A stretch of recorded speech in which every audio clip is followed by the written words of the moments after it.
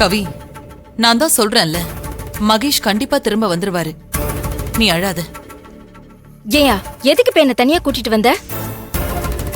ஏன் பத்மா இப்படி பண்ண? நான் என்னையா பண்ண? அந்த நாட்டாம கிட்ட மித்ராவை காணோன்னு ஏன் கம்ப்ளைண்ட் கொடுக்க சொன்ன? இப்ப வேற என்னையா என்ன பண்ண சொல்ற? என் பொண்ணு எனக்கு வேணும். பத்மா, இப்ப போலீஸ் மித்ராவை தேடி கண்டுபிடிச்சிட்டாங்கன்னா அந்த பசங்க என்னையும் போலீஸ்ல மாட்டி விட்டுருவானுங்க. அதனாலதான் நானே அமைதியா இருக்கேன். இல்லன்னா எனக்கு தெரியாதா போலீஸ்ல போய் கம்ப்ளைண்ட் கொடுக்க?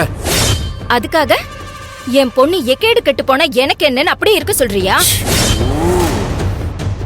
அப்போ நான் போலீஸ்ல மாட்டிக்கிட்டா உனக்கு பரவாயில்லையா? யோ, என்னையா பேசிட்டு இருக்க? வயசு பொண்ண பொறுக்கி பசங்க கடத்தி வச்சிருக்காங்க. நான் இப்ப என் பொண்ண நினைச்சு கவலைப்படுவேனா இல்ல உன்னை நினைச்சு கவலைப்பட்டுட்டு இருப்பேனா? எனக்கு தெரியாது. எனக்கு என் பொண்ணு வேணும், அவ்வளவுதான்.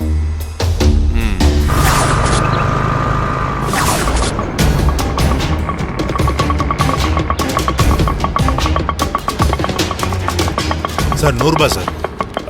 இந்தாங்க. நன்றி. Thank you sir. சரி.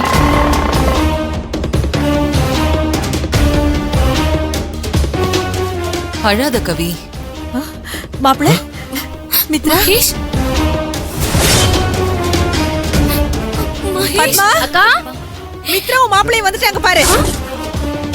மாப்பிள்ளையும் மித்ராவும் வந்துட்டாங்களா? 2 பேரும் சேர்ந்து வந்திருக்காங்கன்னா ஒருவேளை நான் நினைச்ச மாதிரி 2 பேரும் கல்யாணம் பண்ணிட்டு தான் வந்திருக்கணும். ஏய், நீ வேற ஏண்டி அப்படி கல்யாணம் பண்ணி வந்து நின்னா உங்க அக்கா இவ்ளோ சந்தோஷமா உன்னை கூப்பிட்டு இருப்பாங்க? முதல்ல என்னன்னு போய் பாப்போம், சரியா? வா. என்னாச்சு மகேஷ்? மாப்பிள்ளை, உங்களுக்கு ஒன்றும் ஆகல? அதெல்லாம் ஒன்றும் ஆகல அங்கிள். நான் நல்லா தான் இருக்கேன். உங்களுக்கு என்னாச்சு ஏதாச்சுன்னு நாங்கள் எல்லாரும் ரொம்ப பயந்து போயிட்டோம் மாப்பிள்ளை.